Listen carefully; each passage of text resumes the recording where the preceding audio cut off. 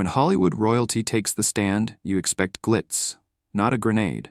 But in one of the most explosive courtroom moments in entertainment history, Samuel L. Jackson dropped receipts, recordings, and a narrative so chilling it shattered the carefully curated images of two black icons. What he revealed about Diddy, Steve Harvey, and Lori Harvey wasn't just gossip, it was a blueprint of grooming, silence, and betrayal. And it all started with a promise to protect his daughter. But before we dive into this story, I want to hear from you. Comment down below. Where in the world are you watching from? Let's light up this comment section. And hey, if you love stories with high drama, power shifts, and the kind of moments that leave people speechless, you're in the right place. Tap that subscribe button right now. Hit the notification bell so you never miss when we drop the next chapter in these powerful, untold stories. Before we begin, viewer discretion is strongly advised. These words hang in the air like a warning bell. The courtroom is silent, the tension palpable. This isn't a movie set. There are no cameras, no makeup artists. Just the raw pulse of truth, under oath. This, the voiceover reminds us, is verbatim federal testimony from the trial of Sean Diddy Combs, a man now standing accused of running a sprawling criminal enterprise built on sex trafficking, manipulation, and intimidation. But today, the spotlight shifts. Not to a music executive or a jilted ex. No, today, it's Samuel L. Jackson who takes the witness stand. The legendary actor, a man whose voice has sold billions at the box office, isn't here for applause. He isn't quoting movie lines. He's here to expose what he describes as decades of corruption and complicity at the highest levels of black celebrity culture, linking Diddy, Steve Harvey, and Lori Harvey in a narrative that shocks even the most seasoned court watchers. The courtroom, packed wall-to-wall with reporters, goes still as Jackson walks to the box. The bailiff calls his name. Not a soul breathes. The man who brought Jules Winfield to life is now a witness in what may become the most high-profile grooming case in entertainment history. Jackson doesn't waste time. His testimony is methodical, devastating. He paints a map, chronological, interconnected, of Diddy's alleged predatory dominance and Harvey's social ambition. At the center of this map, Lori Harvey, allegedly ushered into this world of moguls and manipulation under the guise of mentorship.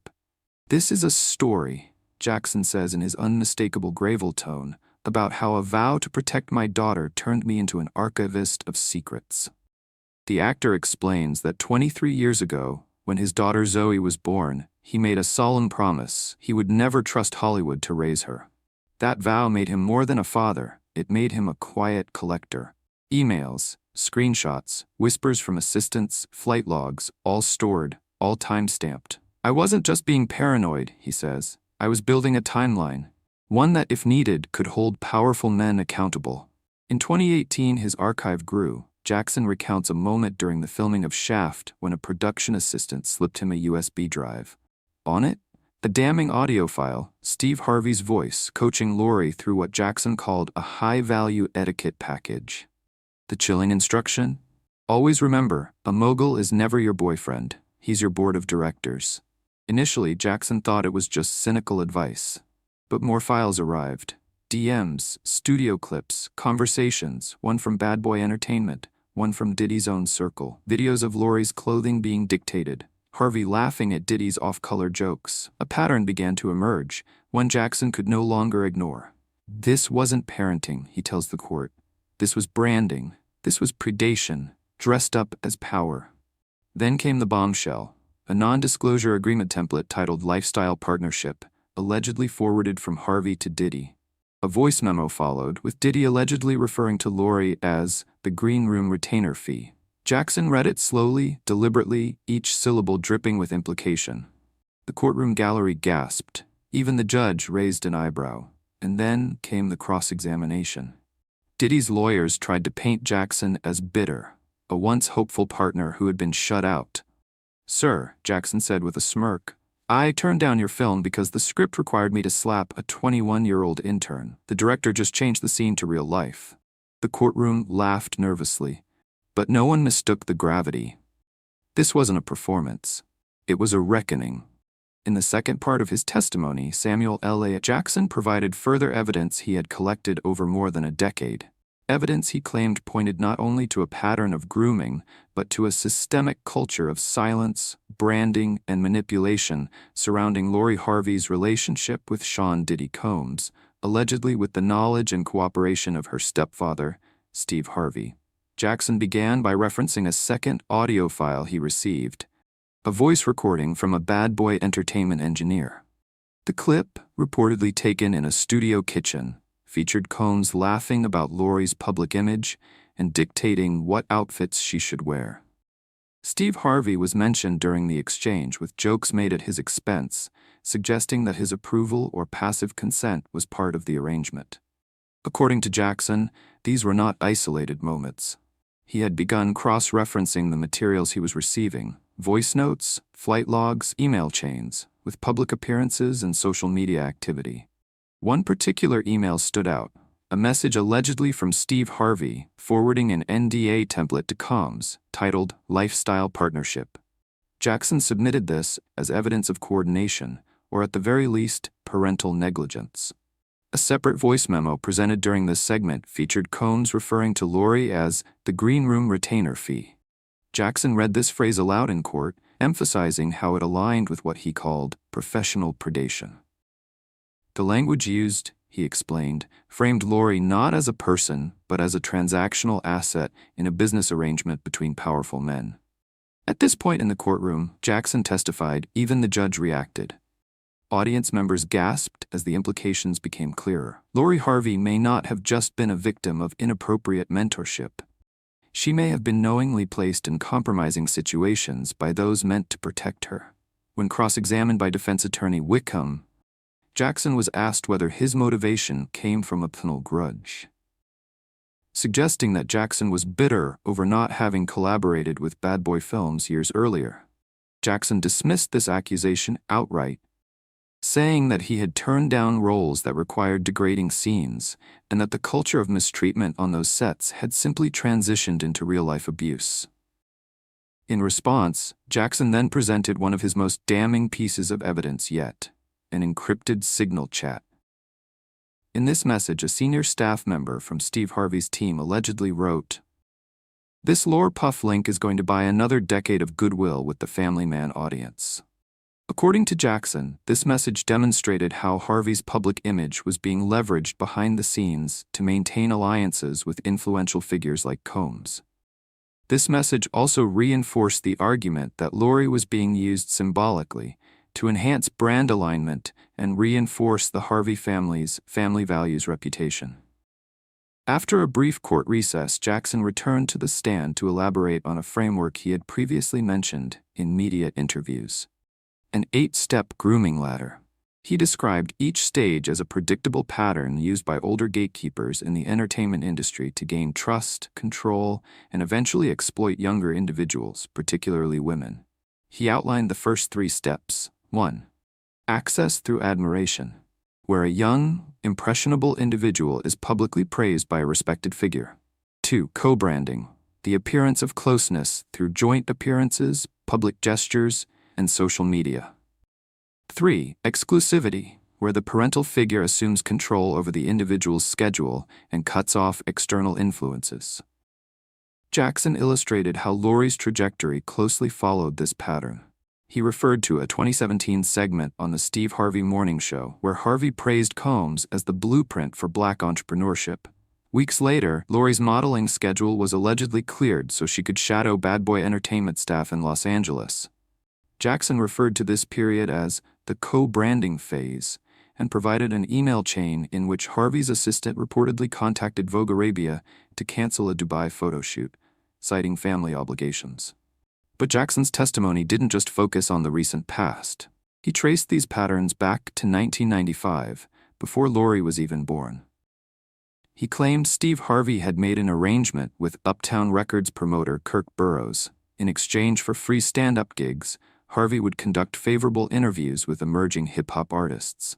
Jackson explained that these deals blurred lines between journalism, entertainment, and PR, eventually helping Combs build his empire.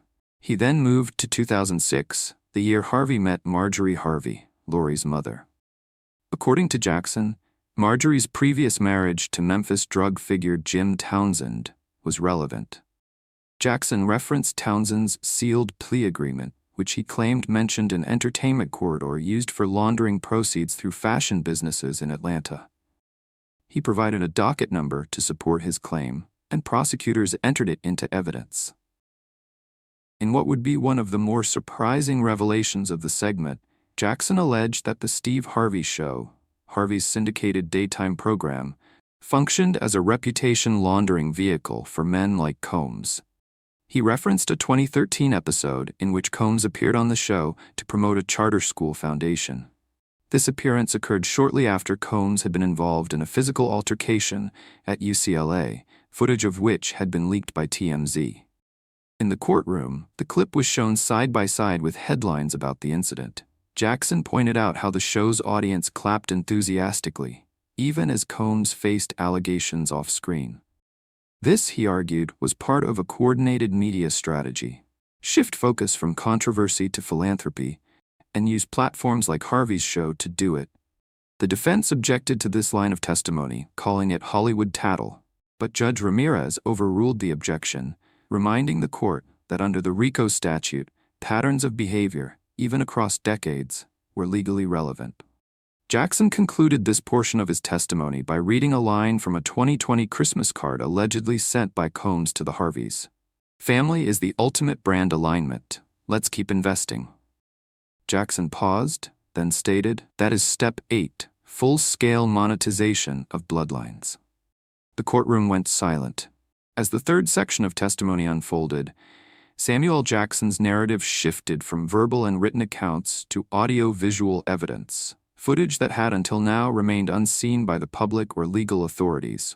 It was, Jackson explained, the product of years of quiet whistleblowing from within the entertainment industry, collected through encrypted drives, anonymous sources, and silent insiders. The centerpiece was what Jackson called the reel, a curated sequence of private video clips, some dating back over a decade.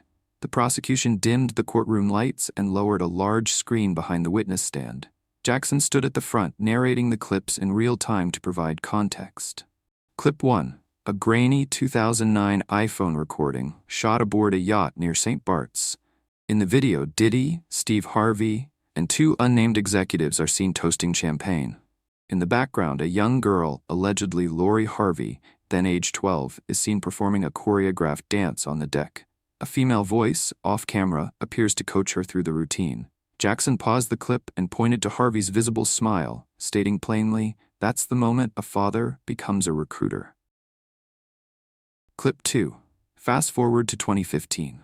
The setting is backstage at the BT Awards. Lori, now 18, sits in a makeup chair. A stylist leans in and whispers, "Daddy says Puff will be here in 5. Lori responds with a nod. "Okay, make me look older." Jackson asked jurors to pay attention to her phrasing, which he suggested reflected internalized expectations about her appearance and age. Clip 3.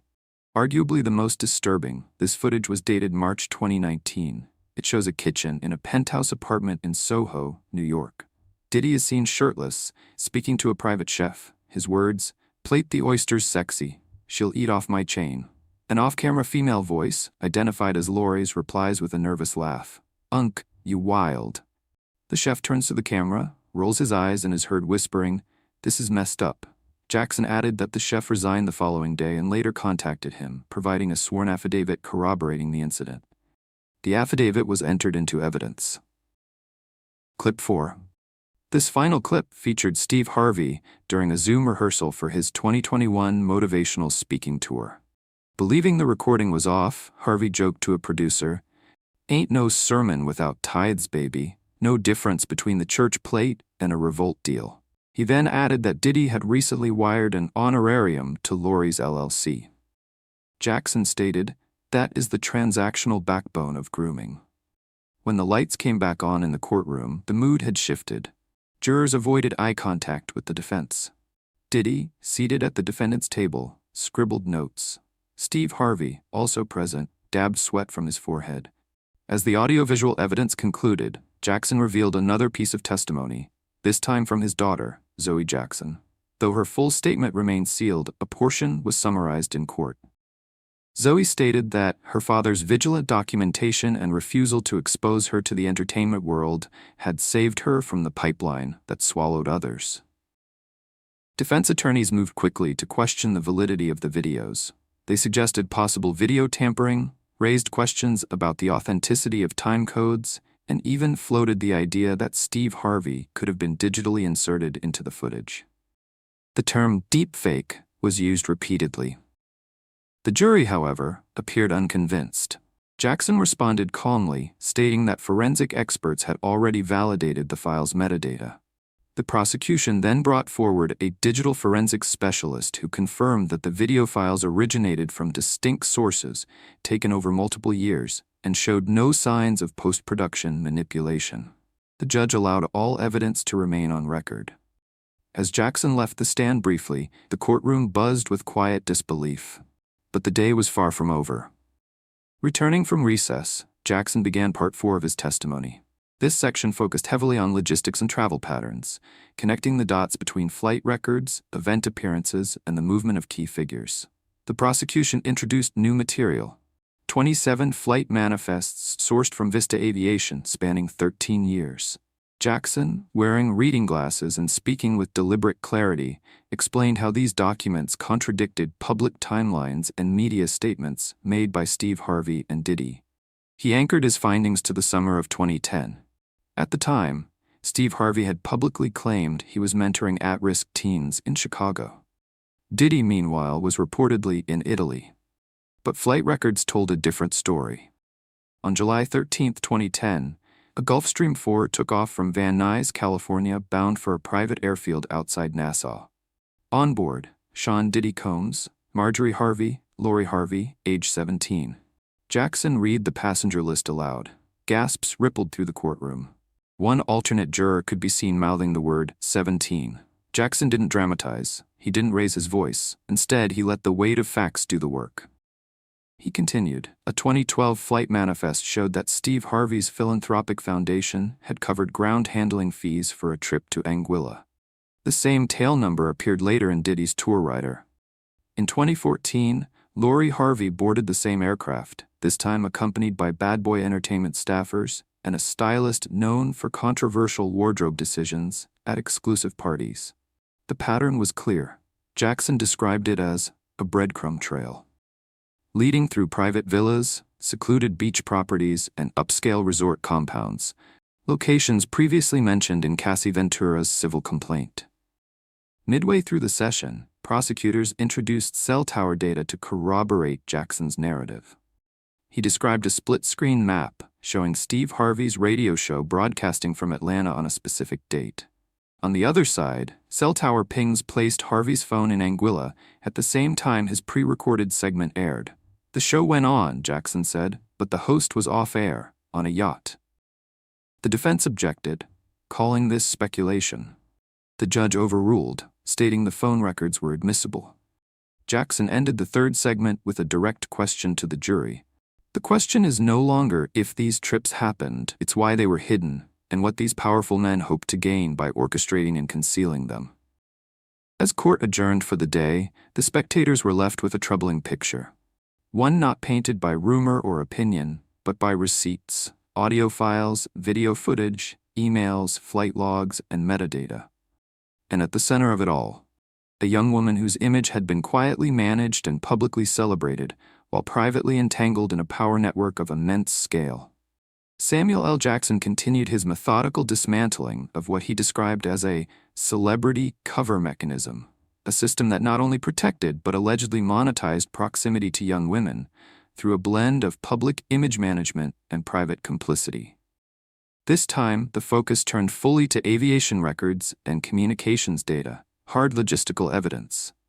At the heart of this section was a stack of 27 flight manifests, presented by prosecutors and sourced from Vista Aviation, a private jet service with connections to numerous entertainment figures. Jackson's role.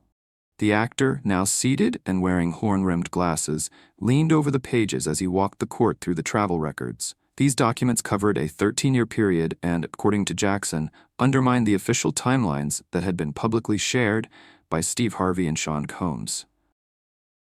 Key case point. Prosecutors anchored their analysis to a specific summer, 2010, the year Steve Harvey had claimed in interviews to be mentoring inner-city youth in Chicago. At the same time, Diddy was believed to be touring in Europe. However, Vista's records told a different story. On July 13, 2010, a Gulfstream 4 left Van Nuys Airport en route to a private airfield near Nassau, Bahamas. The passenger list included Sean Combs, Marjorie Harvey, Lori Harvey, age 17. This revelation drew audible gasps from the courtroom. It painted a stark contrast to the public narrative and marked a significant moment in the trial, shifting it away from hearsay and firmly into the realm of documented logistics. Jackson didn't raise his voice or editorialize. Instead, he let the data speak. These aren't fan rumors. These are passenger logs. Further manifests showed Lori traveling alone or with entertainment staff, often on jets registered to Diddy's companies. One 2012 manifest, in particular, drew attention. It showed that the Steve and Marjorie Harvey Foundation had paid the handling fees for a round trip to Anguilla. Cross-referencing Diddy's tour schedule, Jackson pointed out that the same aircraft was listed on Combs's hospitality and travel rider for an overlapping concert date. Another key moment. In 2014, Lori was documented boarding a flight to Tulum. Also on that flight, stylists and support crew known within the industry for organizing events described in court as private image-curated gatherings. Jackson tied these to the earlier allegations made by Cassie Ventura, suggesting the same locales and conditions were being repeated with Lori years later. New evidence introduced. The prosecution then introduced cell tower triangulation data. Using a split-screen visual, Jackson narrated the display. On one side, the location of Steve Harvey's radio broadcast in Atlanta. On the other, real-time phone activity from Harvey's number, bouncing off towers in Anguilla on the exact date that show segment aired. Jackson made it clear what the audience heard was a pre-recorded show. What Steve Harvey was doing was accompanying his daughter on a private trip with Sean Combs. Defense attorneys objected, arguing that such interpretations amounted to speculation, but the judge overruled them, citing the corroborative strength of phone records. The court adjourned for lunch. Reporters described the morning's testimony as clinical, surgical, and devastating. But the day was not over. When court resumed, a technician rolled in a 50-inch monitor for a key piece of visual evidence. Jackson, now seated and holding a remote, introduced a video clip that, he claimed, was filmed at a rental estate in Martha's Vineyard, codenamed White Rabbit in Combs's security emails. The footage was dated September 3, 2018, just 2 weeks before Lori's 22nd birthday. The video was pulled from a wall-mounted security camera, left active by mistake. The clip's contents: the setting, a poolside cabana captured via night vision. Voices on tape: Diddy, pass me the LV bag, Faheim. Steve Harvey, off camera, you wild puff, a line of particular concern. Rinse her, then send her to makeup. Subtitles rendered the muffled conversation. The phrase, rinse her, according to Jackson, matched terminology cited in civil suits brought by Cassie and Dawn Richard, where women were instructed to take eucalyptus oil showers before re-emerging for social events. The implication was clear. This wasn't simply a party. It was part of a routine. Key detail: the bag mentioned in the clip, an LV Louis Vuitton tote, was later seized by Homeland Security during a search. It reportedly contained benzodiazepines and prepaid Visa cards. Prosecutors stated that the presence of Steve Harvey, just feet away from this scene, placed him not only in proximity, but in potential complicity. Defense reaction: Diddy's legal team tried to dismiss the footage, suggesting the possibility of deepfake technology or doctored timecodes. At one point, they suggested Steve Harvey may have appeared via hologram as part of a skit. Neri didn't appear to buy the explanation. Jackson countered simply, phone metadata confirms Harvey's location. And a Venmo log from Harvey's LLC shows a $4,800 payment to the same estate for extended checkout. Then came the final blow of the segment. A text message, retrieved from Lori's phone, sent to a friend the morning after the Martha's Vineyard gathering. It read, Puff says my smile is ratings gold. Dad keeps telling me ownership is everything. I feel like property. The courtroom froze. The statement cut through all legal technicalities. It put voice and feeling to a story being told, up until that point, through documents and footage. As the court recessed for the afternoon, observers noted the significance of what had just taken place. It wasn't just a matter of high-profile names and tabloid intrigue. The testimony, footage, and data combined to present a comprehensive narrative of a young woman raised in proximity to power, allegedly treated as leverage in a financial and reputational network of immense scale. Samuel L. Jackson's testimony shifted toward deeper systemic implications. What began as a celebrity scandal was now unfolding as a generational exposé on power, protection, and silence within elite entertainment circles. Jackson presented a crucial piece of physical evidence, a mislabeled DAT cassette that had been retrieved from an abandoned storage unit once leased by a former employee of Bad Boy Entertainment. It had been overlooked for years, a relic from the early 2000s, nearly lost in the shuffle of a fading analog era. On this tape, Jackson explained, was a recorded conversation he had captured himself in 2003 at a Midtown Manhattan after-hours club known as Studio 23. Jackson, already suspicious of what he called escalating excesses in Diddy's social circles, had carried a pocket recorder to document the kind of off-the-record behavior that people publicly denied but privately normalized. As the courtroom speakers relayed the audio, jurors heard Jackson's voice ask, "Puff, why you got teenagers in here?" To which a muffled but recognizable voice, identified as Diddy's, responded, "They're grown enough for what I need." The sound of music and glasses clinking faded in the background before the recording cut out. Jackson confirmed the authenticity of the recording under oath, explaining that while he had kept the tape hidden for years, fearing no one would believe or care, he now felt the weight of silence had grown too heavy to bear. Defense attorneys immediately objected, raising questions of chain of custody and attempting to have the tape excluded on grounds of spoliation. But Judge Morales allowed the jury to hear it, emphasizing their role in determining credibility. Jackson then added a detail that stunned the room. One of the voices laughing faintly in the background, he claimed, was that of Justin Combs, Diddy's son. "That's when it hit me," Jackson said. "This wasn't just about access, it was generational." And Steve Harvey was about to hand his daughter to the same machine. The prosecution used this opportunity to expand the scope of the case. They introduced financial documents, namely an invoice for a Cartier bracelet sent to Lori Harvey around the same time the recording was made. They argued it was part of a pattern in which luxury goods and access were exchanged not just for companionship, but for silence. Jackson testified that after he began speaking out publicly about what he had seen, especially targeting Harvey's brand of performative fatherhood, he was quietly punished by the industry. Projects he had been developing were shelved, calls went unanswered, and invitations to elite charity events and galas vanished. "That's the price of telling truth in a town that survives on fantasy," he told the court. He recalled a moment in 2021 at a charity golf tournament where he ran into Steve Harvey. According to Jackson, Harvey approached him and said, "Brother, you cost me sponsors." Jackson's reply was clear and direct. "No, you cost yourself a daughter's trust." The prosecution then introduced a piece of encrypted communication that would become one of the most critical moments of the trial. A text message sent from Diddy to Steve Harvey read, "Sam's on the warpath. Remind your girl NDAs matter." The message, presented as a screenshot with verified metadata, suggested a deliberate effort to maintain silence through intimidation and contractual pressure.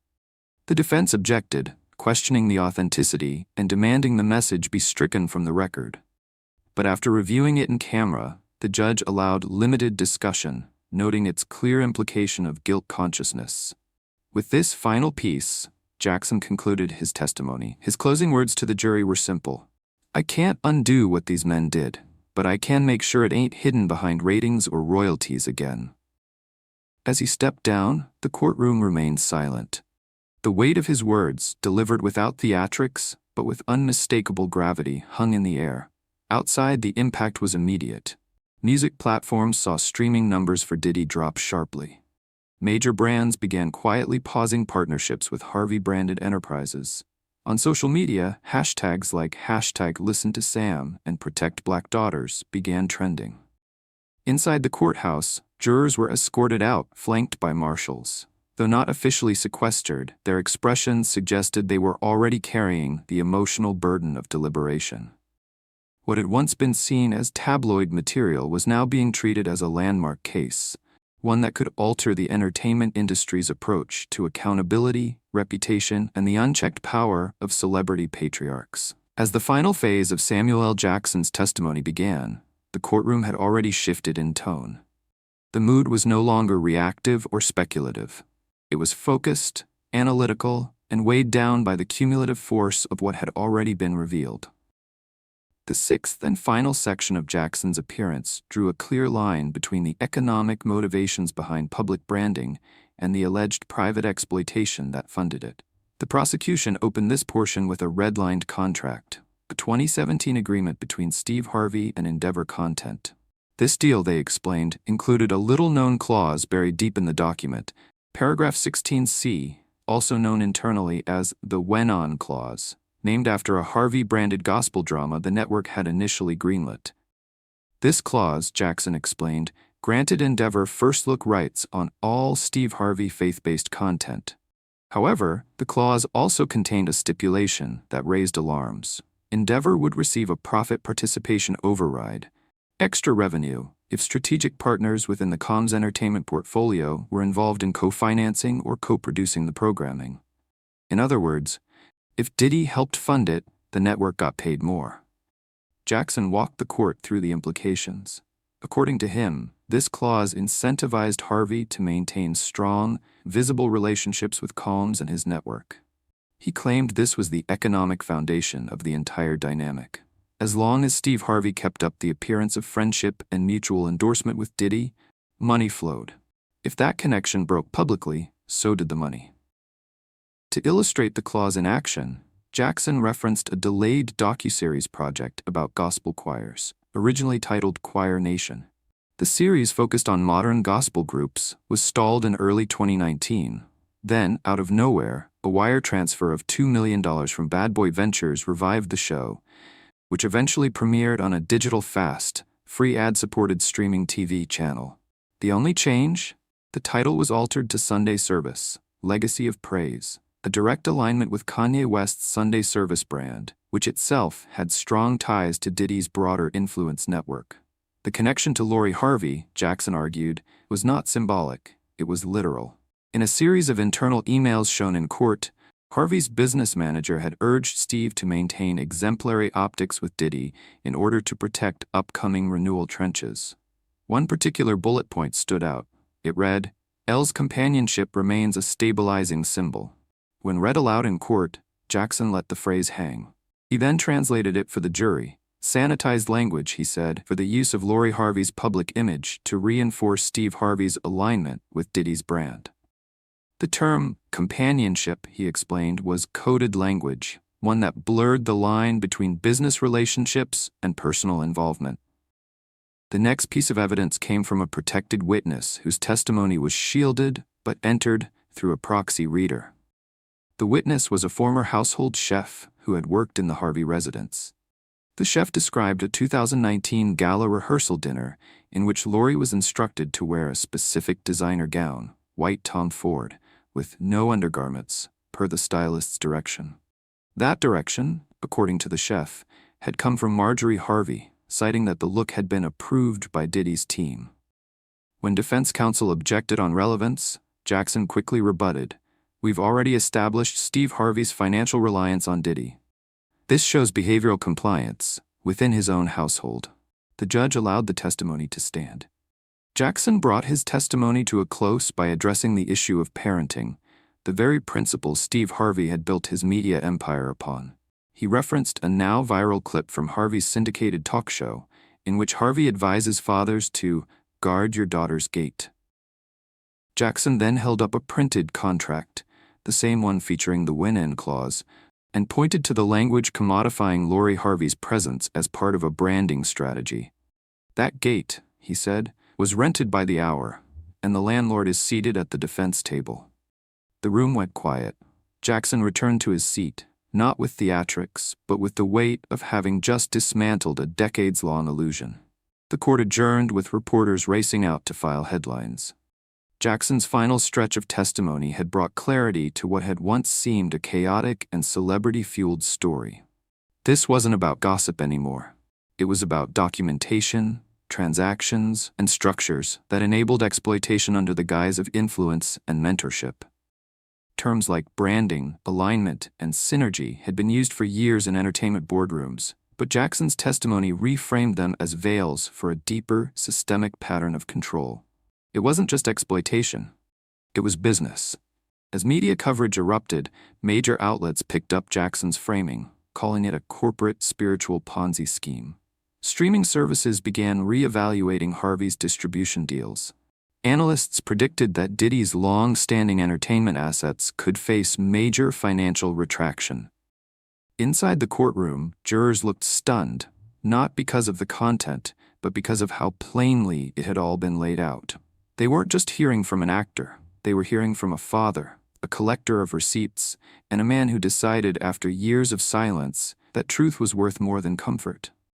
Samuel L. Jackson left the stand not with fanfare, but with reverence. No cross-examination could shake the foundation of the evidence he had brought forward. The defense had tried to label him bitter, over-involved, even opportunistic, but the facts, the messages, the audio, the ledgers, the contracts spoke louder. And as the trial neared its final stages, one thing had become clear. This wasn't a trial about one man's guilt. It was about the unraveling of an entire cultural infrastructure that had protected him. And Jackson had torn the curtain down. Bookmore back. This trial has pulled back the curtain on an industry built on image and silence. What Samuel L. Jackson revealed wasn't just testimony. It was a warning. As the legal process continues, one thing is clear. The days of hiding behind fame and influence are numbered. If you found this breakdown informative, be sure to like, subscribe, and turn on notifications for more in-depth coverage. Thanks for watching, and see you in the next video.